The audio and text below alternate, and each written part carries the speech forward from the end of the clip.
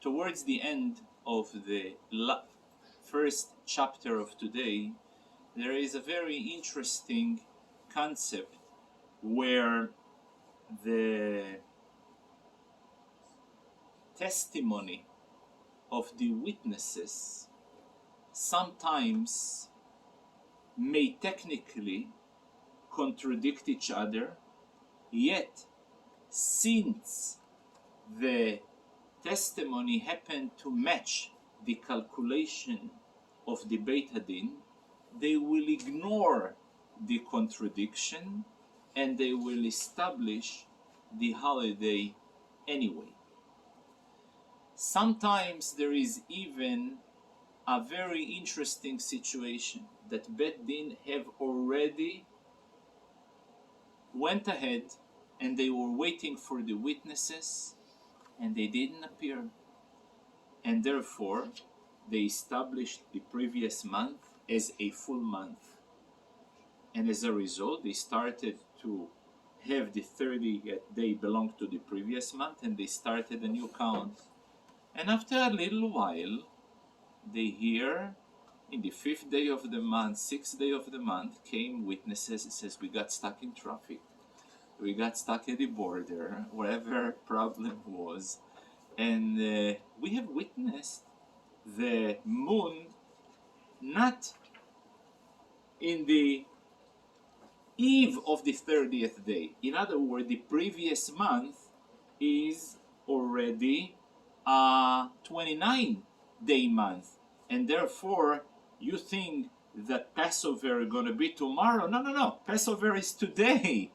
How seriously Beit Din should go and take their testimony?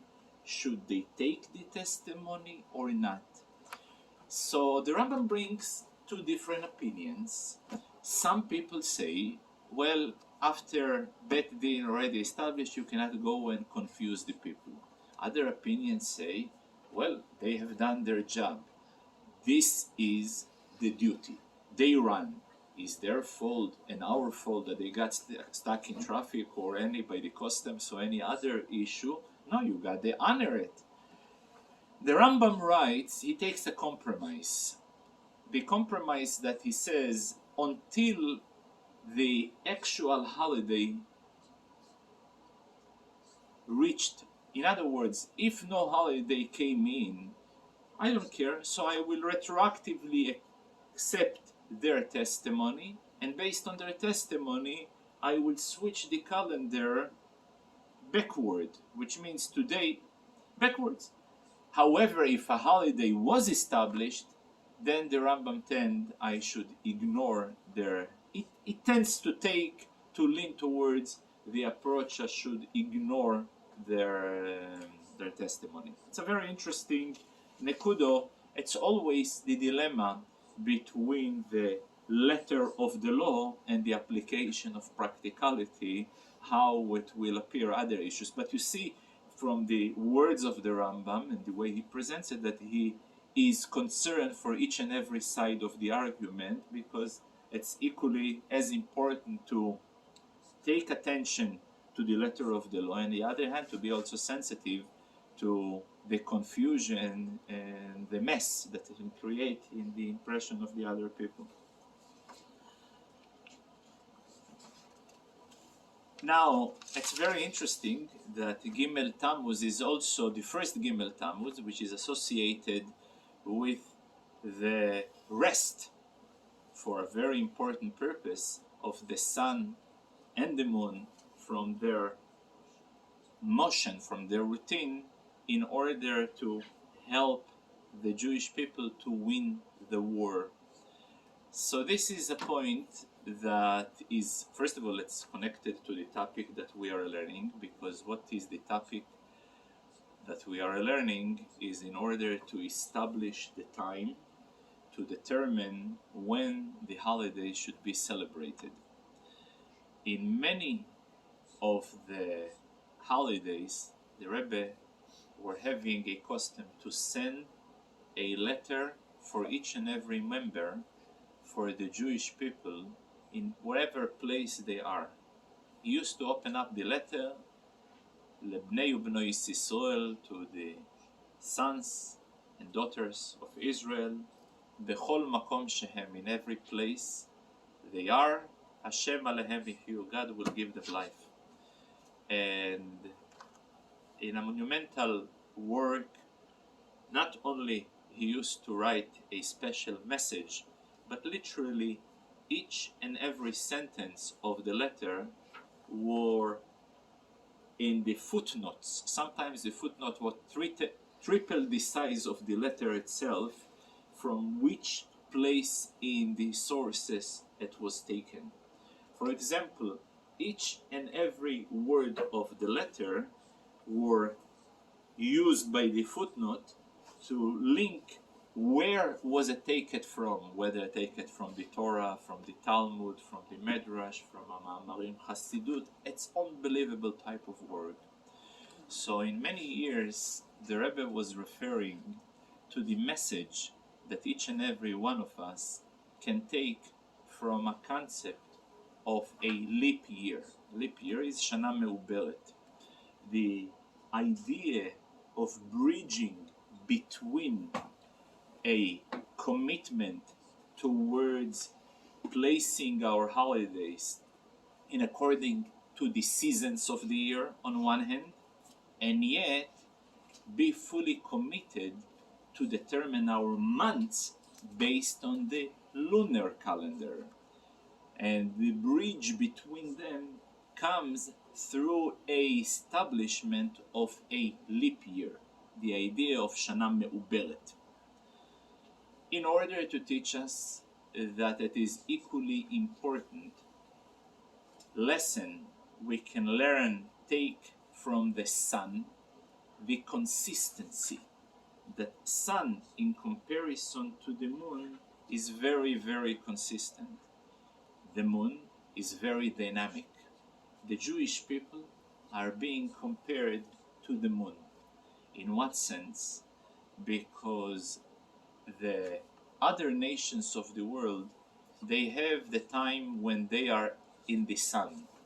They are shining, they are dominating, they are in control, they are conquering, and they setting the tone. But same way as the sun have a sunrise and have a sunset. When they disappearing, not there anymore. The Jewish people,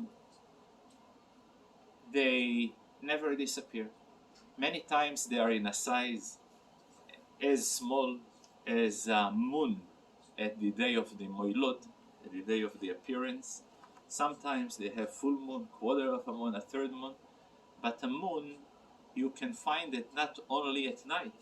A moon you can see it throughout the day, which is the idea, the destiny of the Jewish people is the concept of dynamic movement, and even in times of darkness, to find light, to find a reflector, to reflect light even in times of darkness. So this was messages throughout the years. There are so many messages and lessons that the Rebbe was teaching us from both, from the sun, from the moon, from the Shna Seibu. So today we happen to learn it in the first even story about what was the point of Yehoshua to stop the motion of the moon and the sun in order for the Jews to win the war. So the Rebbe explains that in one of the Sicham there is always a debate. There is the praise that the angels are praising God Almighty, and there is the praise that the souls are praising God Almighty. And the question, which song I will prioritize? Would I prioritize the song of the angels, or I should prioritize the song of the souls? So by Yehoshua stopping the movement, the song of the Malachim, of the angels, was a format of a message that the song of the souls is even more important than the song of the Malachim. That was an eternal message that is associated with Gimel Tammuz as well. There is something that the sages are teaching us in Masechet Shabbos. In Masechet Shabbos, there is a reference that calculating and establishing the patterns of the solar system and the movement of the moon and the stars as part of the determination of Kiddush HaChodesh is not only a mitzvah. It says, Ushmartem va'asisem oisom, preserve and do those particular mitzvah, ki because that mitzvah, chochmaschem ubinaschem le'enei kol ho'amim. This is your wisdom, this is your genius, where you can display it in the eyes of all nations. And the sages are interpreting, Eizu chochma ubinoshi le'enei kol ho'amim, what type of study, what type of subject, even the nations of the world will appreciate that this is special, unique wisdom that pertains to you. And this is the chokhmah of Ibur, Soid HaIbur, the secret of the mitzvah of Kiddush HaChodesh. And we see that were many attempts where other nations, whether Goyei Ho'arotzois or whether Mishpechois Ho'adomo, nations that have adopted the solar calendar between the Julianic calendar and Gregorian calendar, they many attempts and many contradictions and many times realize that there is discrepancy within the solar calendar. For sometimes even 14 days will take even the, everybody called it the October Revolution, yet when in reality it took place in November and there is a discrepancy of a few days. I'm not talking already about the Ramadan by the Muslims, how a typical Muslim in Israel will always refer to a Jew, tell me when is the beginning of the Ramadan, and the Jew, based upon the moilod that takes place, will tell him when the Ramadan is, which is again the idea of chokhmaschem ubinaschem leinei kol ho'amim. And for that reason the Rambam puts so much effort in the covering and going into the details, which will tomorrow we will gonna go and cover what was the principles of Bet Din in determining the day of Rosh Chodesh, when the day of Rosh Chodesh and the general time that you can expect based on their calculation that Rosh Chodesh will appear.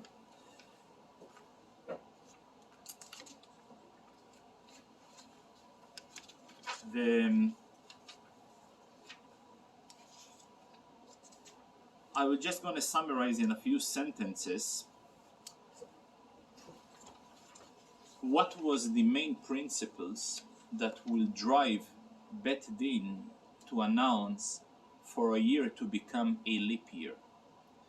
The primary reasons where a year can turn to be a leap year is three reasons. Reason number one, that the period which is called the period of Tkufas HaAviv, a period, a season of the Aviv, if it falls after Passover, so they have no choice if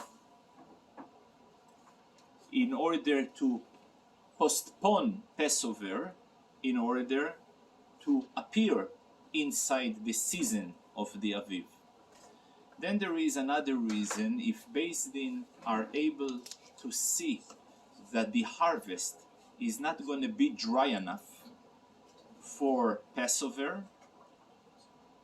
if it won't be dry, they won't be able to bring the offering for the Omer and for the Shtei HaLechem. For that reason is also a sufficient reason to postpone it by adding a leap month. There is a third reason, if the fruits is not ripe enough, so it is also a reason for them to proclaim the year as a year of Ibu, a leap year.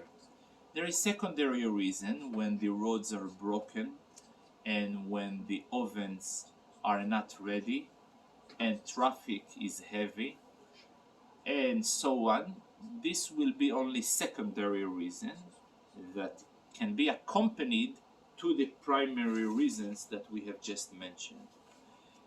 An important thing that will be taken in consideration, since Israel is being divided to three provinces, Yehuda, Galil,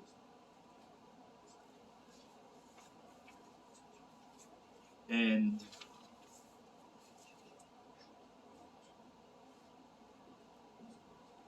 Ever HaYarden. So in order to go ahead with adding a leap year, you gotta have the majority of the provinces on page.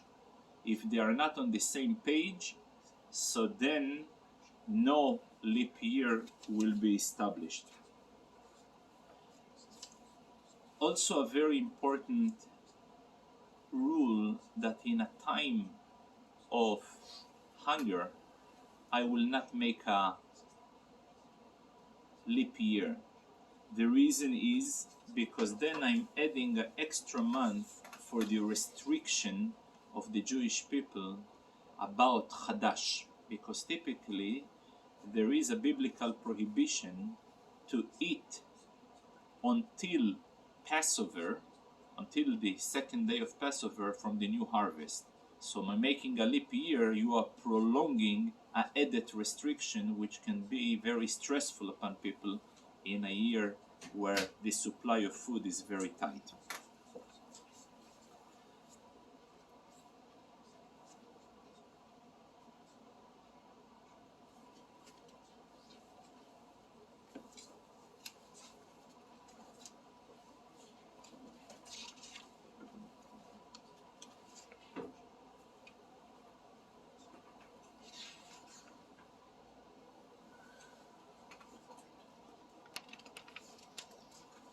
So that's basically a summary of today's shiur.